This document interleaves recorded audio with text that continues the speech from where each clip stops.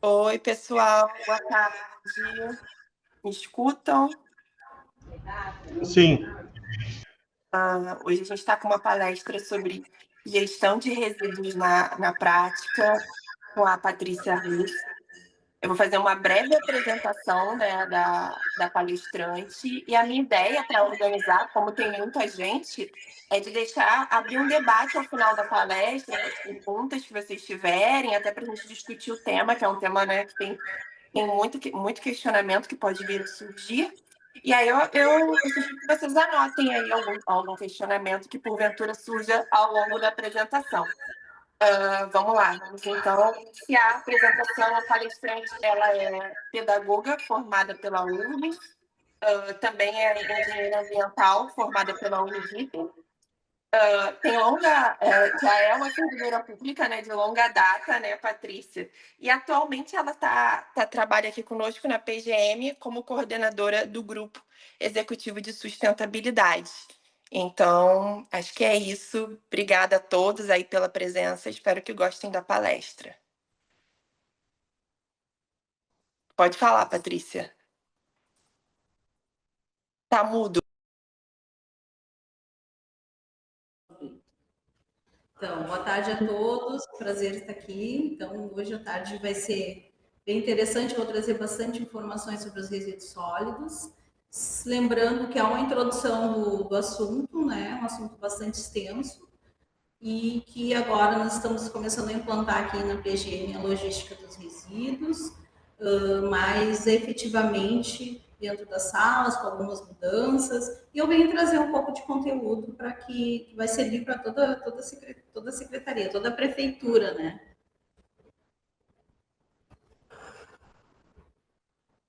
Então a gente começa. Deixa eu passar o teclado. Então, a primeira questão, né, assim, trazendo um pouco de onde surge essa questão da gestão dos resíduos. Nós temos no Brasil uma Política Nacional dos Resíduos Sólidos de 2010, e essa lei ela tem uma ordem de gestão. O que significa isso? Primeira questão ali, a primeira ordem de prioridade é a não geração de resíduos. Bom, nós, humanos aqui na Terra, nós não conseguimos, neste momento, não gerar resíduo, né? Por quê? Porque todas as nossas ações, todas as atividades que realizamos, inclusive a própria vida, ela gera resíduo, né? Quando a gente vai ao banheiro, primeiro, isso que a gente produz é resíduo também, quando a gente toma banho, escova os dentes. Então, todas os resultados das nossas ações, elas são resíduos. Então, atualmente, neste momento, a humanidade não consegue não gerar resíduo. Bom, se eu não consigo não gerar resíduo, eu consigo reduzir o resíduo? Sim, nós conseguimos reduzir o resíduo. Como isso se efetiva na prática, né? Nós vivemos uma sociedade de consumo. Infelizmente, nosso modo de viver nos possibilita, não digo infelizmente, ao mesmo tempo não é, né? Possibilita isso, essa compra de insumos, de materiais, de coisas que a gente precisa para sobreviver, para a nossa qualidade de vida. E isso está sempre impactado com a questão dos resíduos. Então, assim, quando nós vamos ao mercado... Alô? Quando nós vamos ao mercado, nós acabamos sempre comprando mercadorias. E essas mercadorias, elas vêm com embalagem. Vocês estão me escutando, pessoal? Alô? Oi? Estamos ouvindo. Estamos, tá. É que estava dando o pessoal conversando no fundo ali. Para todo mundo deixar no mudo para não dar eco enquanto a Patrícia está falando, por gentileza, tá? É que eu não consigo vê-los, né? Eu estou vendo a apresentação. Então, assim, a redução de resíduos a gente consegue trabalhar quando a gente vai comprar alguma mercadoria e evita o uso de quê? Por exemplo, eu sempre dou o exemplo do pacote de biscoitos, né? Hoje a gente tem uma linha infinita de biscoitos, de bolachas que a gente compra, só que umas têm apenas uma embalagem, né? Um saco, por exemplo, plástico, enquanto outros têm o saco por fora, mais 2 saquinhos ou 3 por dentro, né? Com embalagens individualizadas. Se eu não tenho a necessidade de usar essas embalagens menores, né, título de merenda para os nossos filhos ou para alguma levar algum lanche para o trabalho, trazer para o trabalho, por que eu vou comprar então essa embalagem que vem com mais resíduo? Por quê? O mercado nos coloca à disposição disso, mas nós, como pensantes, podemos negar isso, né? Então a gente pode reduzir. E em outras ocasiões também, muitas vezes a gente vai na farmácia, até oferecem, né? Os medicamentos são pequenos, os materiais que a gente compra, não necessariamente eu preciso pegar a sacolinha, né? Eu posso reduzir esse uso. Porque depois que eu pegar essa sacolinha, como normalmente ela é pequena, ela vai parar onde? Ela vai parar num coletor de resíduos, né? Ela vai o seu destino. E aí eu tive um tempo muito pequeno de uso desse resíduo. Então, uma das primeiras indicações, né, que eu indico é a gente parar e pensar se eu posso reduzir isso. Outra coisa que eu posso trabalhar, bom, eu não consigo não gerar, eu então consigo reduzir? Consigo, mas ainda não é o ideal, né? Porque por mais que a gente tente reduzir, nós somos obrigados, às vezes, a pegar esses resíduos. Mas eu consigo reutilizar? Consigo. E aí eu trago um conceito importante para vocês. A reutilização, ela é um conceito daquilo que o produto ele foi feito para quê? Por exemplo, a garrafa PET. Para que ela foi produzida? Foi produzida para gerar líquidos gasosos, né? Essa é a função inicial da garrafa PET. Claro que hoje a gente utiliza ela para conter líquidos das mais diversas formas, né? Então, eu posso reutilizar essa garrafa? Pode, por um tempo tu pode utilizar. A garrafinha d'água tu pode utilizar por água ou outro líquido qualquer. Não de preferência líquidos quentes, porque daí o plástico se deforma, né? Mas eu posso então reutilizar. O que eu não devo fazer na reutilização é, por exemplo, pegar uma garrafa PET, por exemplo, e montar e fazer um brinquedo. Isso não é um processo que me permite, posteriormente a esse uso, que ela vá para reciclagem, que ela possa ser reaproveitada. Porque, como vocês sabem, os plásticos, eles demoram muito para se degradar no meio ambiente. Então, quanto mais eu conseguir fazer com que ele volte para a sua cadeia industrial, melhor para mim e para o meio ambiente. Por quê? Porque eu vou conseguir fazer com que ele se torne um bem útil novamente. Se eu recorto, colo, pinto essa garrafa PET ou qualquer outro polímero plástico, ele não vai mais servir para reciclagem, ele vai diretamente para a destinação final, que é um aterro sanitário, ou seja, eu não consigo mais utilizá-lo, não consigo mais fazer com que ele seja útil para nós, né? Outras formas de reutilização é reutilizar os vidros, né? Os potes de vidros, a gente pode reutilizar bastante isso em casa. Bom, então, não consigo não gerar, reduzir, conseguir reutilizar algumas coisas, e agora? O que eu faço? Né? Aquela garrafa PET que eu já reutilizei, já perdeu a cor, já está um pouco desbotada, como eu vou fazer? Bom, vou encaminhar para reciclagem. Como eu faço isso?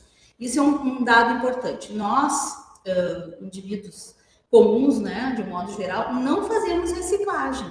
O que a gente faz e deveria fazer é separar os nossos resíduos. Né? E aí, então, destinar corretamente para que ele possa voltar para o ciclo industrial e aí ser reciclado. Então, esse é um conceito bem importante. Né? Quando perguntar quem faz reciclagem, são só as indústrias recicladoras. Nós não fizemos reciclagem. Nós precisamos destinar corretamente. Isso a gente vai continuar comentando no decorrer da apresentação, tá? Então, aqui é só bem conceitos pontuais mesmo. No caso, eu já reciclei, não tem mais volta, então ela vai para um tratamento. Nesse caso, a gente tem alguns resíduos que eles precisam de tratamento, por exemplo, as lâmpadas fluorescentes, elas precisam ser descontaminadas para elas não contaminarem o meio ambiente, pela questão da presença do mercúrio, né, que elas têm. E aí, então, destinação final. A destinação final, atualmente, hoje, é o aterro sanitário, que aqui o Porto Alegre utiliza o aterro sanitário de Minas do Leão, a 100 km de distância da cidade. Mas o que são resíduos sólidos e por que ela não está falando em lixo? Né? Por quê? Porque quando eu falo que alguma coisa é lixo, eu estou dizendo que ela não tem valor, que ela não tem mais nenhuma utilidade, que ela não me serve mais. Mas todos os resíduos pós-consumo que nós geramos, né, as embalagens de um modo geral e alguns outros, eles ainda têm um potencial de ser utilizado através da reciclagem ou através da reutilização. Então, passou-se, então, a não chamar mais lixo. Inclusive, é muito engraçado quando eu digo, quando as pessoas falam, onde é que está a lixeira? Lixeira também não existe. Se o lixo não existe, a lixeira não existe. Existe-se o coletor, né? Coletor de resíduos, onde a gente vai colocar os nossos resíduos. E mas são resíduos sólidos? Pô, como assim resíduos sólidos? Resíduos sólidos é um termo técnico a respeito de todas as tipologias de resíduo, né? E entre eles os retirados da limpeza urbana, tanto as podas quanto das varrições e das roçadas da cidade. Os domiciliares, que são aqueles que a gente coloca, provavelmente, na maioria dos bairros da cidade, 3 vezes na semana, né? São feita coleta, que a gente deve colocá-los em sacos pretos, que é um saco definido para poder identificar o resíduo domiciliar, que é aquele que não tem reciclagem, né? Os recicláveis, então, são os da coleta seletiva, que inclui todos os polímeros plásticos, as latas, os vidros, né? Todos os polímeros plásticos, tanto os duros quanto os flexíveis.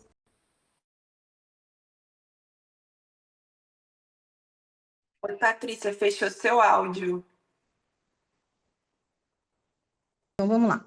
Bom, então eu estava falando dos compostáveis, né? Os resíduos compostáveis são todos aqueles do pré-preparo do alimento, ou seja, cascas, folhas que a gente não vai usar na salada, a casca do ovo, a erva mate, a borra de café.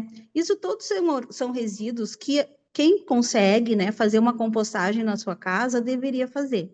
Por quê? Porque o resíduo orgânico ele precisa voltar para o solo para a gente poder ter uma qualificação do nosso solo, que assim, em grande escala, o nosso solo para a produção de alimentos, ele está sendo desgastado no país, daqui a pouco a gente vai ficar sem área possível, fértil para a produção de alimentos, né? E, infelizmente, quando a gente coloca para a coleta seletiva do DMLU, a gente acaba mandando para o aterro sanitário. E esse resíduo, ele nunca mais vai ser usado para nada, porque ele vai ficar lá no aterro, que depois eu vou mostrar, que a gente não vai conseguir utilizar. Então, quem pode fazer a compostagem, mais na frente eu vou mostrar algumas sugestões de compostagem também, deve fazer, certo? Nós temos também os resíduos especiais, que são aqueles que depois de utilizados, eles oferecem um perigo para o meio ambiente, né? Que seriam os especiais, por exemplo, os pneus, as pilhas, né? Eles são resíduos que depois que a gente descarta, se eu largar no meio ambiente, eles vão fazer com que eu polua esse meio ambiente. Então, não é correto. Pneu não pode estar em praça, não pode estar em plantio, pneu tem que ser reciclável. Né? Ele vai para Porto Alegre, tem a logística de coleta, ele vai para servir piso, para servir de isolamento térmico. Então, assim, tem várias outras utilidades. Quanto aos resíduos líquidos, que também são considerados resíduos sólidos, são todos os óleos, né? Os óleos, tanto os de casa, os domésticos, quanto os que nós retiramos dos veículos. Esses óleos, eles também passam por um refino e podem ser utilizados novamente, né? Então, eles passam por processo de reciclagem. Também temos os gasosos, que na verdade são todas as emissões que os nossos veículos produzem, e além disso, quando a gente faz alguma queima, né, bota das queimadas, da questão de tem pessoas que queimam lixo, que não é correto, né, aí sim se torna um lixo, porque a gente não pode utilizar. Tem a questão do rejeito, que é realmente aquilo que não serve para nada, né? Que é aquilo que nesse momento a gente não consegue reaproveitar. Por exemplo, as bitucas de cigarro, elas são rejeito, então assim, em alta concentração elas poluem muito o meio ambiente, o solo e as águas. Os papéis de bala, todos aqueles micro resíduos são os pequenos, eles são considerados rejeitos, porque eles não conseguem ser recicláveis. Ali eu coloquei um cotonete, e aí é bem interessante isso. Eu sempre digo que a haste flexível, né? O cotonete é a marca. A haste flexível é um objeto que nenhum médico nos recomenda utilizar, né? Porque eles são, a princípio, serem utilizados para os ouvidos, então eles não são recomendados. E se eu quisesse utilizar ele. Ele é totalmente estéril, ele não está contaminado nem nada, mas é um resíduo que a gente vai usar 10 segundos e vai produzir aquilo e não vai ser reciclado. Ou seja, é um gasto é um desperdício sem necessidade. Claro que as mulheres gostam para maquiagem, para algumas outras coisas, às vezes para tratar algum ferimento, mas esses são casos pontuais, né? Então, se a gente puder, lá naquele item, reduzir o consumo, a gente deveria. E aí, então, trago para vocês um pouco de como funciona a logística dos resíduos em Porto Alegre. Por quê? Porque, às vezes, simplesmente nós colocamos o nosso resíduo ou lá embaixo no condomínio ou na calçada, a gente não sabe o que acontece com ele, né? A gente fica pensando, legal, entreguei para reciclagem e ele vai virar outra coisa. Ou então, coloquei lá do domiciliar, que legal, fui bem, fiz o que eu tinha que fazer, tá tudo certo. Se a gente consegue fazer com que esse resíduo chegue ao seu destino, ok. Só que, por exemplo, nas calçadas, né? Às vezes o pessoal coloca nas calçadas, aí vem o cachorro, vem o catador, quando vê o resíduo está todo espalhado na calçada, e aí o caminhão não leva. Isso acontece muitas vezes. E ele vai para onde? Nos bueiros, né? Porque a água vem e leva. Isso é fato.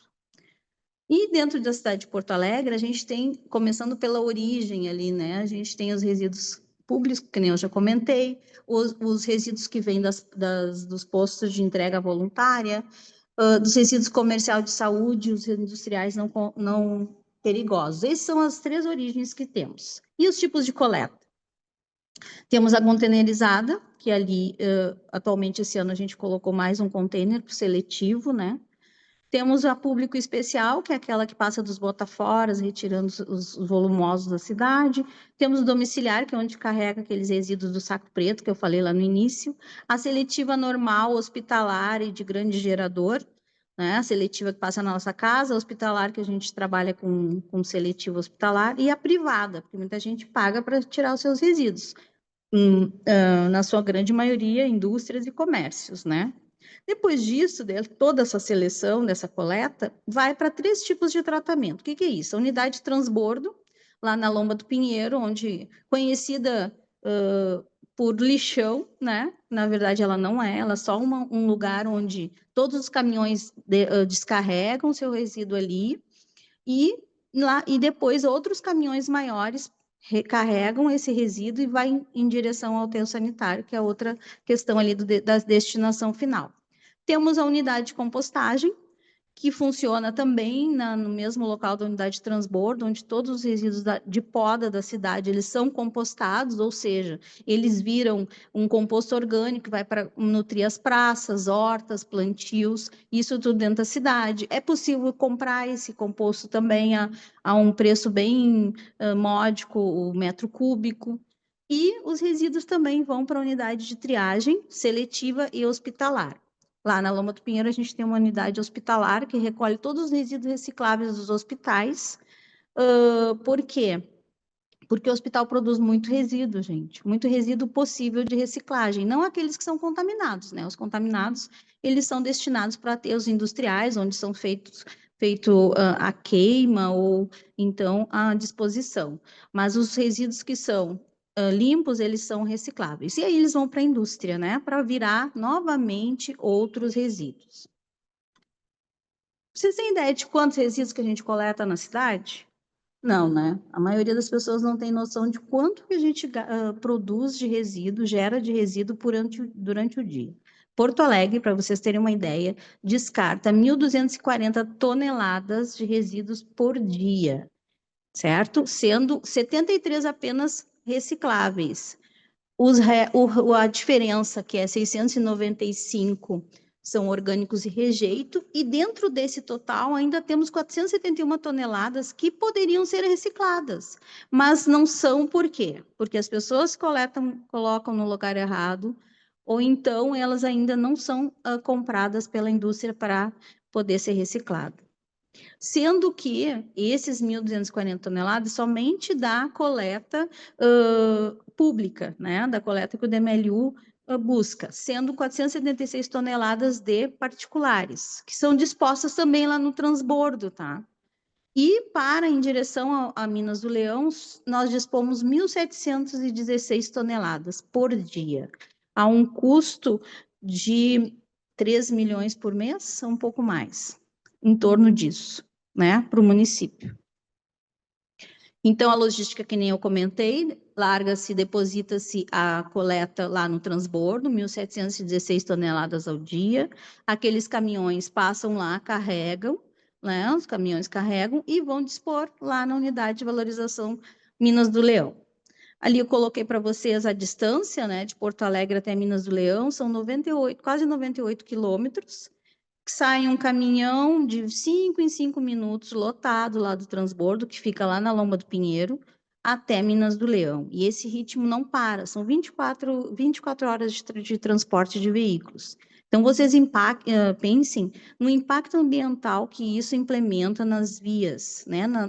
Nas rodovias, no trânsito, a poluição, a produção de monóxido de carbono, tudo quanto só para dispor o nosso resíduo. E nesse aterro sanitário, ele é um aterro consorciado, ou seja, 154 municípios do estado colocam seu resíduo ali.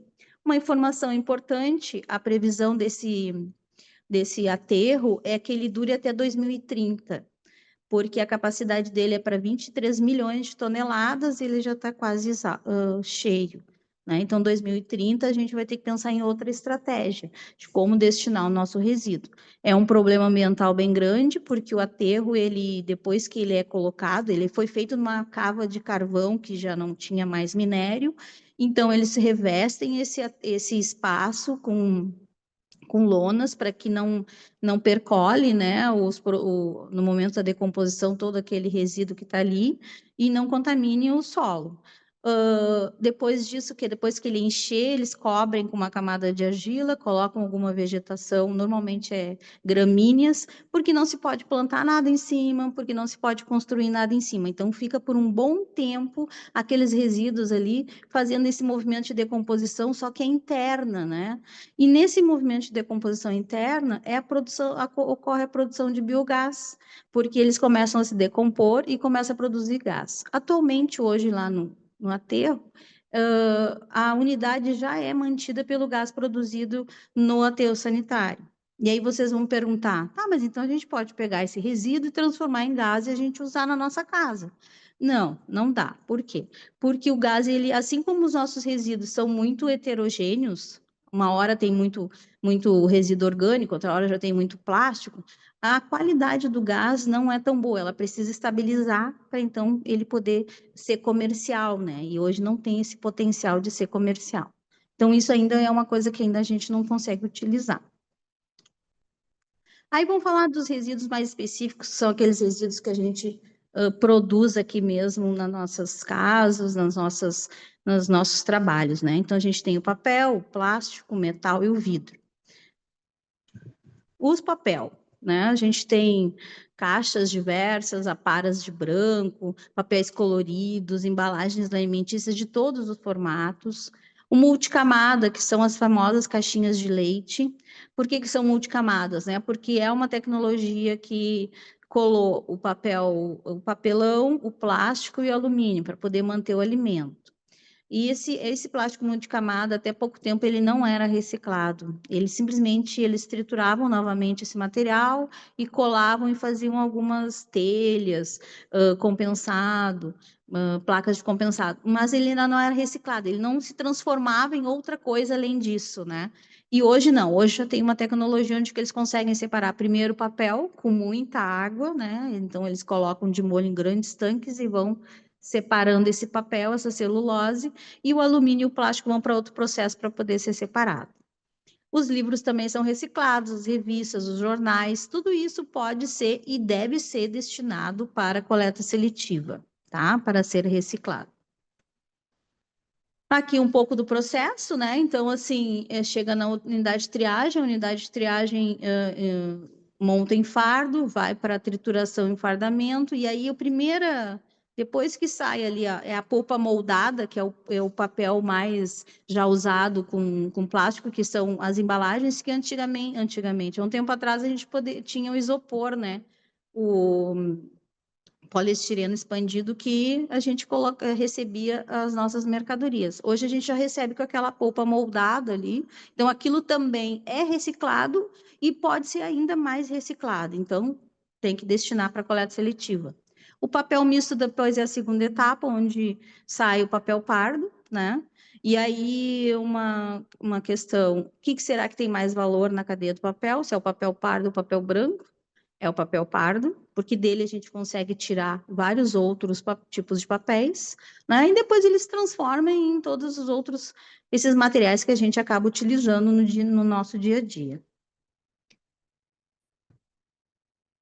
Tá, agora não quer passar para o próximo.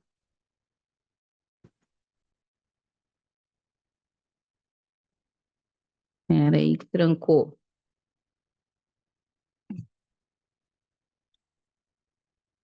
Ah, tá.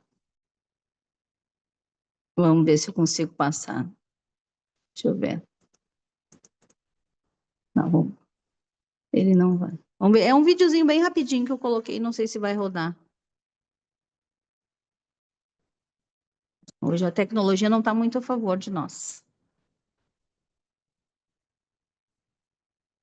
Vou passar para o outro slide, que é mais fácil. Bom, então o que eu tenho para falar para vocês?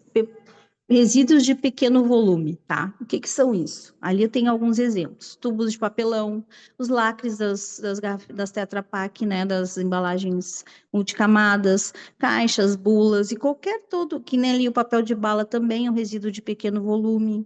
Isso é um problema. Por quê? Porque quando a gente pega simplesmente o rolinho de papel higiênico que a gente não colocou lá no cestinho do papel higiênico pós-consumo, pós-uso, eu coloco perdido dentro da minha sacola, né, do reciclável. Ok. Gente, para quem conhece um pouco a coleta seletiva, para quem conhece um pouco as unidades de triagem, eles recebem um volume gigantesco de resíduo.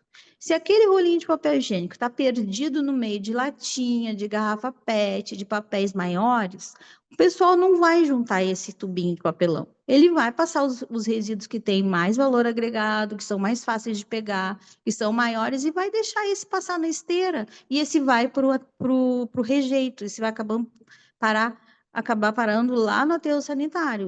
Eu evitei dele ser reciclável. Tá, mas então, como é que a gente pode fazer, né, para esse resíduo ser reciclado? Como eu falei, papel pardo é um dos que tem mais valor.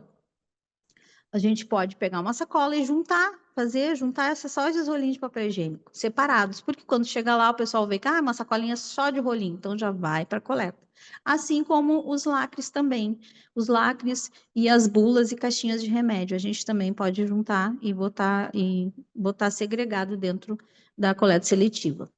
Dentro das nossas secretarias, com relação ao plano de logística sustentável, isso a gente fez lá no DEMAB, já está organizando aqui na PGM, a gente vai colocar esses coletores aqui para o pessoal, para os servidores trazerem e a gente fazer a disposição correta, né? Levar para a unidade de triagem para que eles já possam enviar para venda. Então, isso é uma coisa interessante que a gente consegue e trabalhar com bastante facilidade. Tem bastante aderência, o pessoal acaba trazendo resíduo limpo e a gente consegue entregar sem problemas, né? E dar uma valoração para esses resíduos de pequeno volume.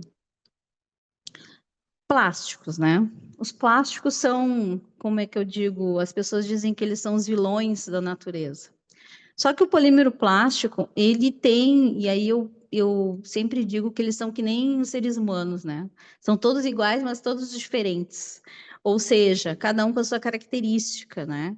Os plásticos no processo de reciclagem, eles não se misturam. Por exemplo, as garrafinhas PETs, eu não posso juntar lá com PAD, que é o número 2 ali, que são aqueles frascos de shampoo, de condicionador, de amaciante. Eu não posso derreter os dois, a PET e ele, e fazer uma outra coisa. Não consigo, eles não se misturam, é que nem água e azeite.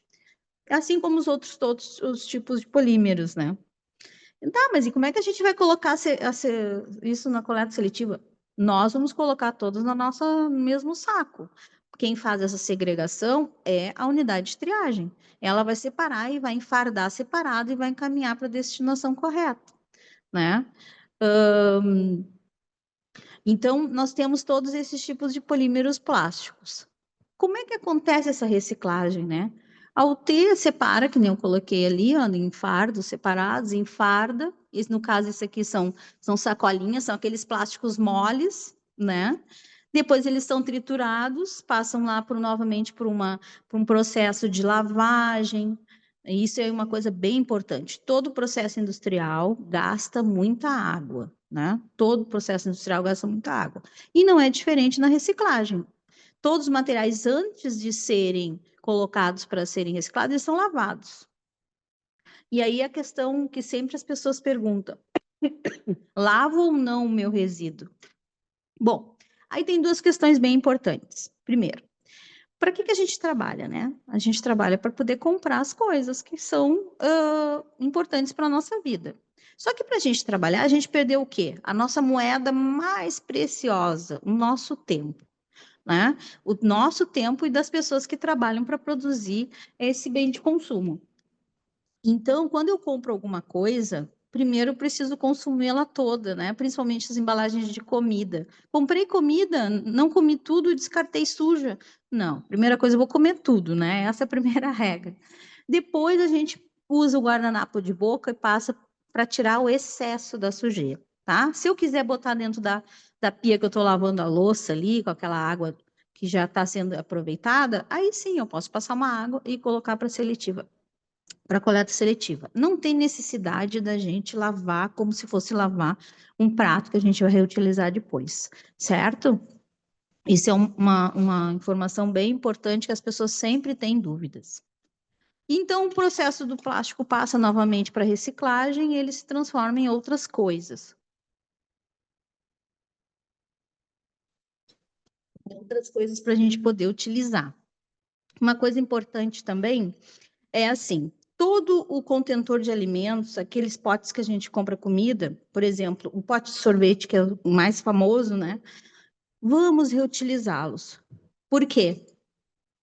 Porque o plástico, quando ele vira um pote de iogurte, por exemplo, ou um pote de sorvete, ele, quando vai para o processo de reciclagem, ele nunca mais vai poder ser um pote de sorvete. Por quê? Porque nos processos de reciclagem, tem alguns, o plástico se modifica e fica algum cheiro. Vocês nunca compraram umas sacolinhas plásticas, foram em alguma loja, que tinha um cheiro estranho? Pois então, essa sacolinha, ela não é tão boa para nós assim, ela tem esse cheiro. Então, para um plástico de comida não cabe, né?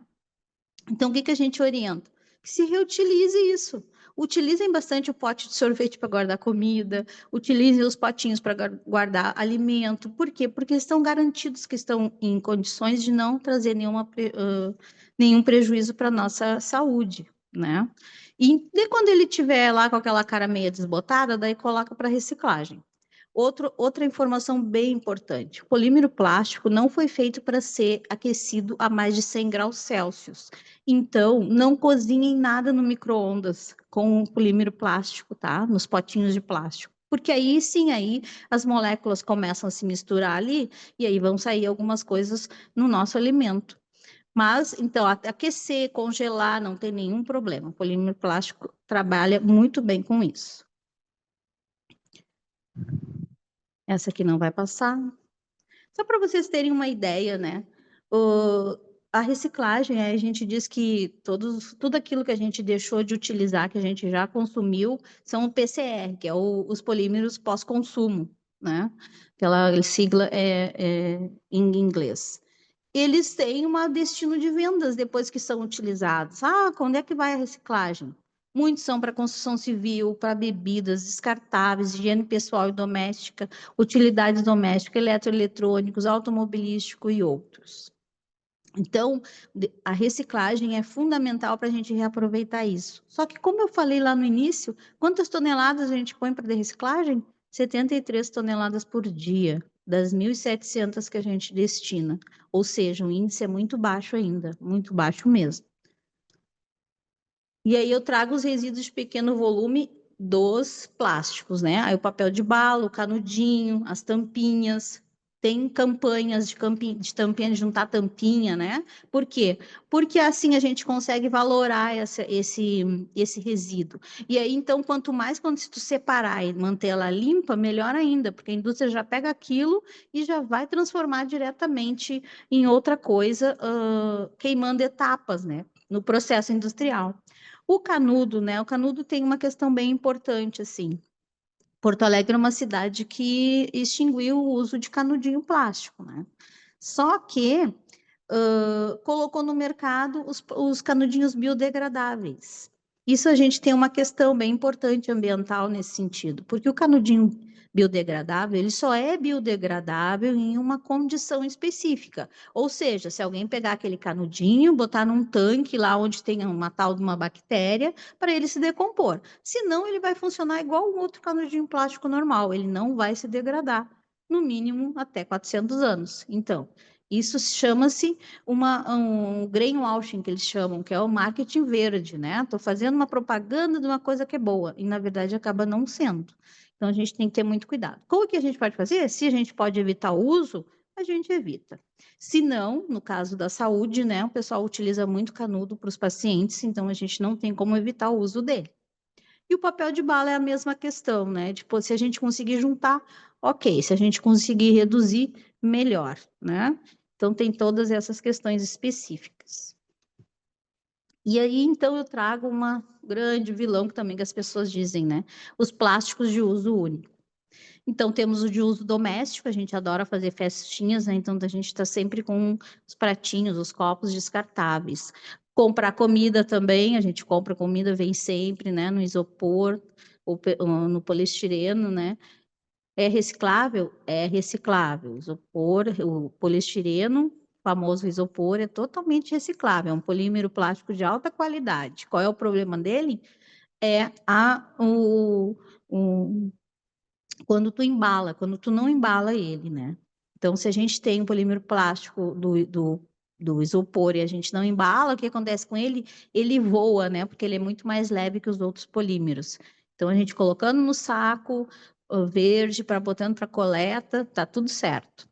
O de uso único, qual é o problema dele? A gente vai usar só uma vez e já vai destinar corretamente. Então, todo aquele gasto que se teve em retirada de recurso natural, em processo industrial, gasto de água, de energia, do tempo das outras pessoas, até chegar nas nossas mãos, a gente vai usar o quê?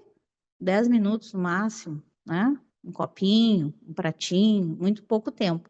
Então, o que a gente indica? De preferência, se puder cada um ter o seu kit, né? A sua caneca, o seu copo, o seu talher, melhor. Mas, se não, quando for usar, coloca na coleta seletiva. E se puder, então, juntar também, colocar num saco só os descartáveis, também colabora. Trouxe também para vocês a questão do hospitalar. E aí um dado bem importante. Pesquisas mostram, né, que se hoje retirarmos do planeta o polímero plástico, 50% da população morre em menos de um mês. Por quê? Porque todos os equipamentos, na sua grande maioria nos hospitais e na saúde, são polímeros plásticos de uso único.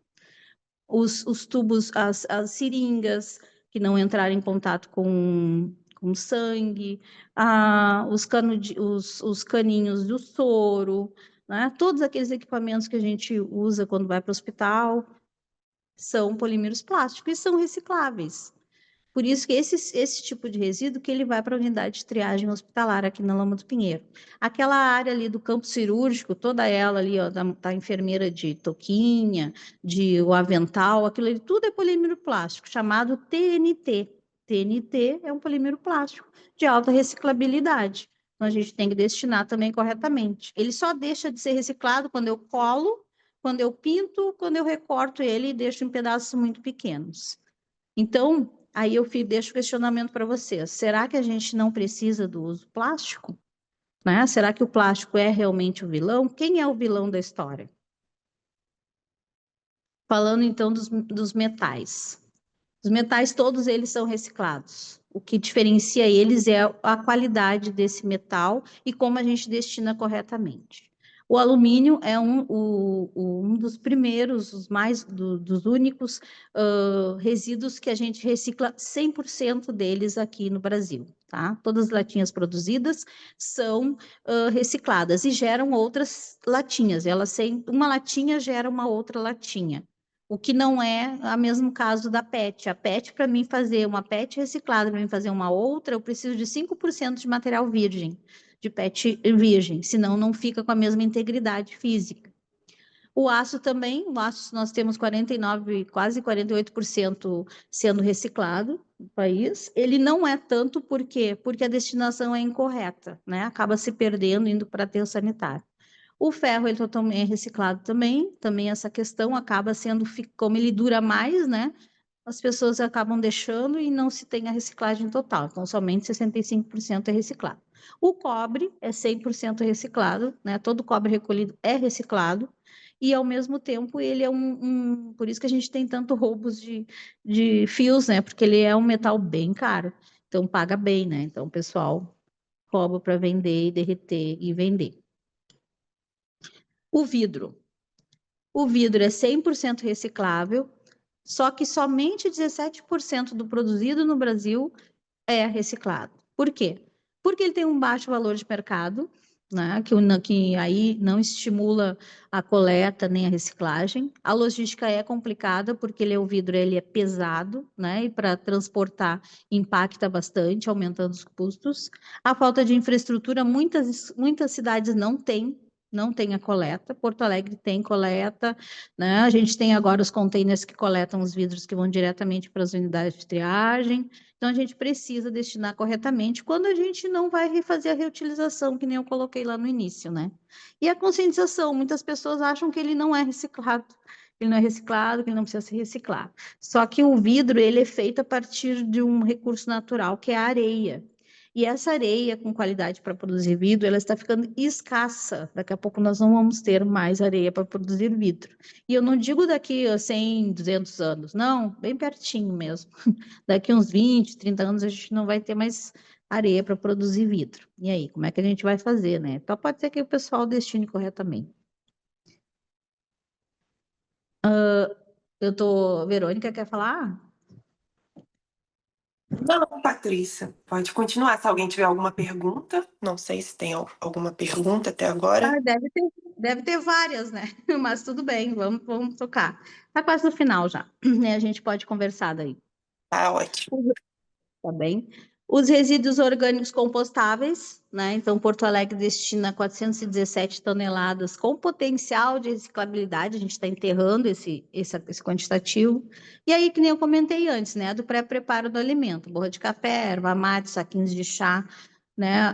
A borra do café, tudo isso, então, se torna. A gente não pode colocar resíduos de origem animal, por exemplo, resto de comida cozida, carne, essas coisas. Por quê? Não composta? Composta, vira adubo igual, só que atrai vetores, né? Atrai os ratos, atrai as baratas, e a gente não quer, a gente vive numa cidade, então isso é um pouco mais complicado. Mas no campo, se tu tem aquele ecossistema organizado ali, vai tranquilo, se decompõe e vira adubo normal. E ali eu trouxe 2 tipos de composteiras, né? Para quem tem um pouco mais de espaço, uma composteira bem caseira, de poder fazer. Agora que eu estou olhando que tinha um erro aqui nessa apresentação.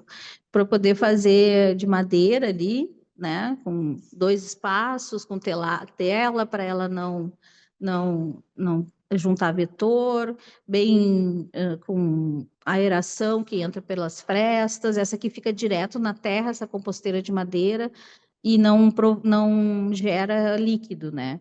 Em compensação, a do outro lado são um sistema de 3 caixas, são a que usa as minhocas, né? As minhocas californianas, embaixo fica o líquido ali que sai da decomposição, e em cima tu coloca os resíduos. Em 2 meses, em média, todas as duas já produzem o composto para serem colocados nos canteiros.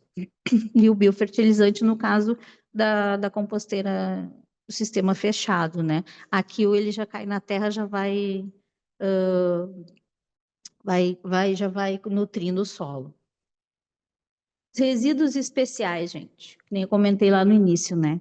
Os pneus são resíduos especiais, as pilhas, os remédios, as tintas, as lâmpadas e os óleos. Todos esses são resíduos especiais. Quando a gente compra, não é nada especial, né? Mas depois, quando a gente tem que descartar, a gente tem que saber onde vai descartar. Mas o interessante é que os pneus têm reciclagem. Ali tem um exemplo de um piso, né? Que é piso permeável e ele é isolante. As pilhas, elas são decompostas em vários corantes, porque elas têm muito metais, né? E o zinco também é totalmente reaproveitado. Os remédios não têm reciclagem. O que a gente pode fazer é um uso consciente deles, né? Se sobrou algum medicamento, a gente pode, dentro da validade, a gente pode entregar nos postos de saúde. As tintas não têm reciclagem, então a gente tem que aproveitar elas até o máximo que a gente conseguir. E se não conseguir, então descartar nas unidades de destino certo, que eles fazem o encaminhamento correto. As lâmpadas, elas precisam ser descontaminadas, que nem eu comentei, porque elas têm o mercúrio, né? O mercúrio vai para reciclagem, o vidro vai para reciclagem, mas elas não podem estar no meio ambiente, né? Elas precisam ter esse descarte correto. Os óleos, de um modo geral, principalmente os óleos de cozinha, que a gente faz a coleta, passa para um re-refino, eles são vendidos para indústrias de cosméticos e indústrias de alimentos, novamente, e os óleos dos carros, eles passam também por um re-refino e eles voltam para os nossos carros. Então, assim, a gente consegue aproveitar esse material se a gente destinar corretamente, né? Senão o óleo contamina muito o lençol freático, contamina a água muito rápido, então não dá para pôr no chão, no solo, não dá para botar no ralo da pia, né? A gente precisa entregar na coleta. Rejeito. Aí chegamos na questão, né? Rejeito são todas aquelas coisas que a gente não tem mais nada para fazer com eles. Eles a gente já usou, a gente não pode reusar, não tem como reciclar. E aí ele tem a questão do papel higiênico, da fralda, do guardanapo usado, do absorvente, né? Todas essas coisas de uso individual. E tecidos não são recicláveis. Por isso que a gente incentiva a doação de roupas, o brechó, né? O enjoou daquela roupa, não quer mais usar, passa adiante. Por quê? Porque os tecidos não têm reciclagem, eles vão para aterro sanitário. Depois que a gente não quer usar mais nada para eles, vão para aterro sanitário. Clips também não é reciclado, a não ser que eu juntasse muito clips e desse na coleta, só que isso não acontece, né? Porcelana, quebrou, não tem o que fazer, coloca no domiciliar, porque ela também não tem reciclagem. Qualquer fita adesiva também não, tudo que tem cola não recicla. Balões nasceram lá do petróleo, estourou, não serve mais para nada, ele vai para aterro sanitário. Então, o que a gente pode fazer? Se dá para evitar, a gente evita, porque a gente só gasta um dinheiro para botar no lixo, literalmente isso, vai fora, né?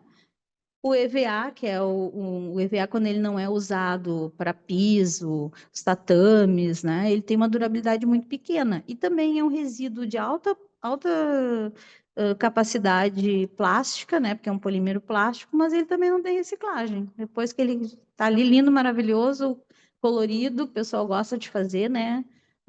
Artesanato, ele não serve mais para nada, né? Então a gente tem que sempre pensar na relação custo-benefício, quanto que um resíduo que eu vou comprar, um material que eu vou comprar, que eu vou conseguir utilizá-lo na sua potencialidade, né? O tanto que eu posso usar. Então a gente tem que pensar nisso. Será que vale a pena investir nisso? Não tem outra alternativa, né? Esses materiais que não têm reciclabilidade, eles são um passivo ambiental, a gente está ajudando para que o meio ambiente não saiba o que fazer com eles, né? E aí, quase finalizando, né? Assim, eu trouxe várias coisas, e aí eu gosto muito dessa figura que é da visão sistêmica. Vocês estão vendo esse slide? Porque apareceu uma mensagem aqui na minha tela. Tá todo mundo apertando, mexendo naquele elefante, mas eles estão vendados, né? Cada um não sabe o que está mexendo. Então, o que acontece, né? A gente precisa desfocar o nosso olhar para a questão da gestão dos resíduos e poder entender esse ciclo todo e quanto a nossa atitude faz diferença, né? Se alguém conhece uma unidade de triagem, sabe o quanto é complicada a situação numa unidade de triagem quando chegam para nós lá papel higiênico, chegam animais mortos, quer dizer, chegam coisas que não eram para estar ali, né? As pessoas estão ali tentando segregar o lixo, aquilo que tu realmente deixou de usar, né? Os teus resíduos, e chegam coisas que não são. Então, esse é só uma pontinha de um exemplo que eu trago dessa visão sistêmica que a gente tem que ter, né? Quando a gente está numa loja, o que a gente pode comprar que vai ter menos impacto ambiental? Quantas pessoas trabalharam para isso, né? Então, assim, essa visão de ampliar o olhar e poder entender que o planeta não é sozinho, que eu não sou sozinha, que as nossas relações impactam nas nossas atitudes e nas ações que temos e impactam no ambiente, né? Não simplesmente não apagar a luz na minha sala quando eu saio do trabalho, o que isso impacta na questão do recurso, né? Do recurso, do gasto, né? Quanto tempo essa lâmpada vai ficar acesa, né? Não estou trabalhando para que ela dure mais, porque eu estou deixando ela acesa, então eu vou gerar um resíduo mais rápido. Então, essa é a questão visão sistêmica que a gente precisa ter, né? Em todos aí eu já digo que em todos os lados da nossa vida, não só na gestão dos resíduos. E era isso, gente. Eu falei demais, assim, a apresentação online deixa a gente meio estranho, porque eu não vejo vocês. Tem algumas Daí, perguntas aqui no chat, Patrícia. tá, vamos ver então. Deixa eu ver se eu Então, consigo dividir o chat aqui nesse negócio. Estou vendo aqui onde começa. Eu acho que começa pela da Camila Latorre. Esse biodegradável, que não é biodegradável de verdade, também inclui os balões que são usados para festa, que também se dizem biodegradáveis. Acho que você já respondeu, né? Que os balões não são recicláveis, mas enfim. Mas tem uma linha de biodegradável mesmo que diz na embalagem, não são biodegradáveis, tá? Se tu olhar bem nas letrinhas, bem miudinhas, vai estar escrito em condições específicas com a tal bactéria tal, entendeu? Só que isso na prática não acontece. Por quê? Porque tu descarta ele, o Demélio coleta, vai lá para a unidade de triagem, o que ela não quer, vai para o rejeito, vai para o aterro sanitário. E ela não vai querer o balão porque ninguém compra, né? Então, essa é uma realidade. Ninguém compra esse resíduo. Todo resíduo que tem um baixo custo, ele não é coletado. Infelizmente, a gente fica na mercê da iniciativa privada, né? Da questão das empresas, porque elas também geram lucro, então tudo aquilo que elas puderem ter mais lucro, elas vão usar. Se não tem lucro para elas, elas não vão comprar. E aí fica lá, vira rejeito, né? Não sei. Vai me passando, Verônica, por favor, as perguntas, porque eu Aham. não consigo abrir Agora, aqui. a segunda, se tiver mais alguma ao final, vou abrir a palavra também para vocês. É a Tá Cristiane certo. Marcela Salvar. Como a gestão de resíduos consegue alcançar a população mais vulnerável com menor acesso à informação? E qual a forma mais eficaz de garantir a conscientização desses grupos? Bom, os grupos com vulnerabilidade, a gente sempre tem, eles já residem em alguns lugares mais com difícil acesso, né, normalmente, de um modo geral. No caso, a coleta, ela deveria fazer a puxada, que chamam, né, que seria entrar nas vielas e buscar os resíduos. Isso às vezes não acontece. Por quê? E também tem uma questão, né? Ninguém vai ficar com seu. Aí dizem assim: não, eles têm que colocar o resíduo no dia que o caminhão passa. Aí a gente precisa se colocar no lugar deles. Eles já vivem em umas casas pequenas, com pequenos espaços. Normalmente são mais, né, um número maior de pessoas que comporta aquela residência. O resíduo não vai ficar dentro de casa esperando 2, 3 dias para o caminhão passar. Ele vai lá para a rua, né? Vai lá para a calçada, ele vai lá para o foco de lixo. Ele vai aparecer, ele não vai ficar dentro de casa. Então, isso precisaria uma reorganização logística dessa coleta, né? Isso é claro, isso quem me conhece já vem falando isso há bastante tempo. Agora eu vi que a Natália ali da MLU, né, que é a nossa colega lá, né, já conheço há um tempo, a gente já entende que isso é um erro, é uma dificuldade de logística de poder coletar. Como essas pessoas vão ter conhecimento? Através da educação ambiental, né? Através de campanhas, através de informação. As informações precisam estar sempre na ponta. Nós temos agora, já há bastante tempo, a questão do acesso ao celular, então isso também seria uma ferramenta que poderia ser utilizada. Os processos de educação ambiental diretamente com os adolescentes, né? Em todas as instituições, e aí eu digo não só em escolas, né? Mas em todas as instituições, se a gente tivesse a capacitação em todos os nossos locais de trabalho, isso a gente acaba levando para casa, né? Então, assim, precisaria sim um processo de conscientização da cidade de um modo mais ampliado, uma educação ambiental que fosse focada para cada local de trabalho, que pudesse levar, e ao mesmo tempo as comunidades terem, então, esse atendimento também. Projetos em que possam valorizar isso, né? Com algum reconhecimento, principalmente porque nessas comunidades a gente tem muitos recicladores, que começam a catar o resíduo para, então, ser uma geração de renda. Então, isso poderia também ser mapeado e poderia, então, ter pontos para que a gente pudesse fortalecer essa rede. Isso evitaria também desse descarte inadequado e aumentaria, então, essa possibilidade de conhecimento das comunidades. Teria muitas outras coisas para de sugestão, né, que a gente poderia qualificar essa questão da conscientização. Não sei se eu te respondi. Acho que também a questão da educação ambiental na escola pública, né, com as crianças também é importante. Tem outra pergunta aqui, Camila Latorre. Há alguma regulamentação para que as empresas responsáveis pela produção desses resíduos especiais forneçam alguma educação de reciclagem e postos de coleta com facilidade de acesso? Bom, legislação existe, né? É a logística reversa, que ela nasceu antes do Plano Nacional de Resíduos Sólidos, mas que por pressões econômicas ela não é implementada, né? Porque pela logística reversa, cada indústria, comércio que gera o resíduo, ele é responsável por esse resíduo, então ele teria que cobrar essa coleta novamente, né? Teria que buscar esse resíduo pós-consumo e dar a destinação correta.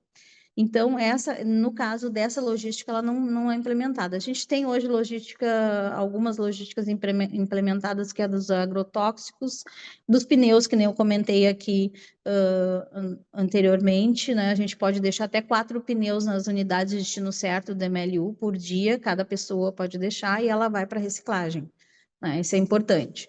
A gente não deve aceitar pneu de borracheiro, o borracheiro lá está para ganhar o lucro, então ele pode destinar e pagar essa destinação desse resíduo.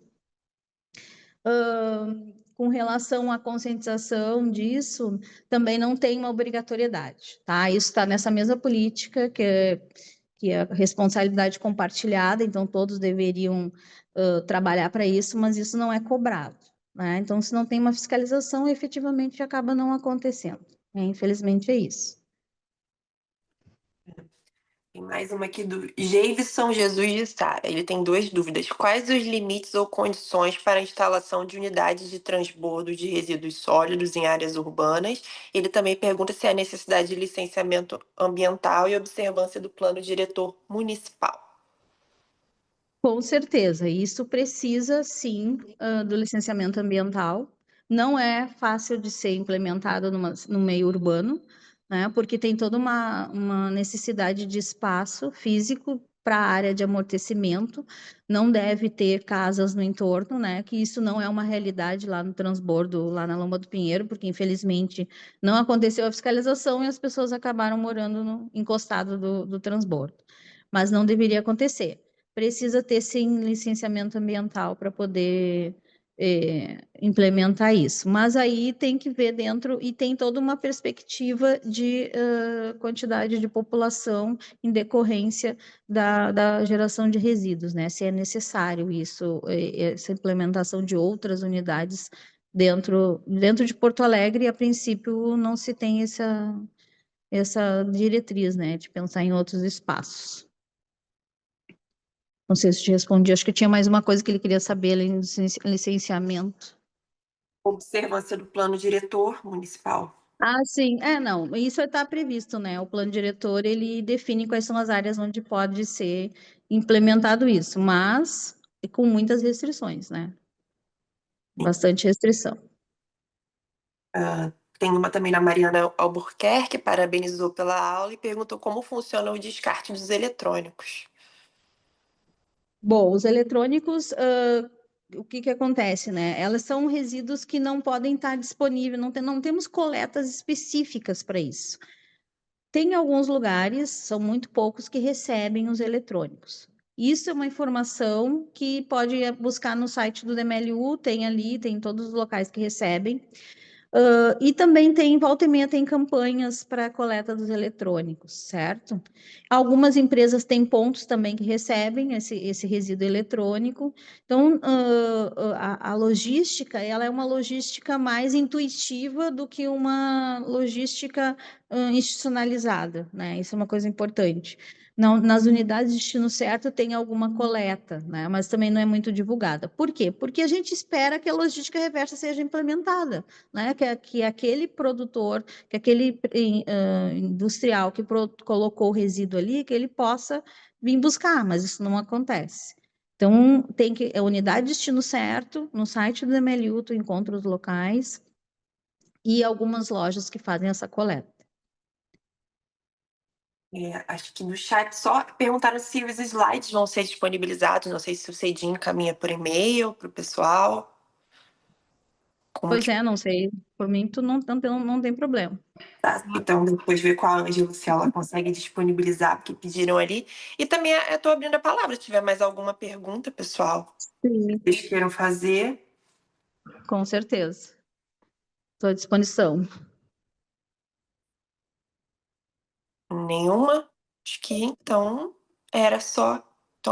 Estou elogiando muito a palestra, Patrícia. O pessoal do Cedinho vai disponibilizar por e-mail aqui os slides, se vocês quiserem dar uma olhadinha. E estão elogiando bastante. Então, acho que é isso, gente. Né? Tá bem, eu me ponho à disposição, então, se a gente quiser especificar alguma coisa do que a gente tratou, né? Um outro momento, estou à disposição. Muito obrigada pela oportunidade. É isso, então. Obrigada a todos, pessoal. Boa tarde aí, bom trabalho.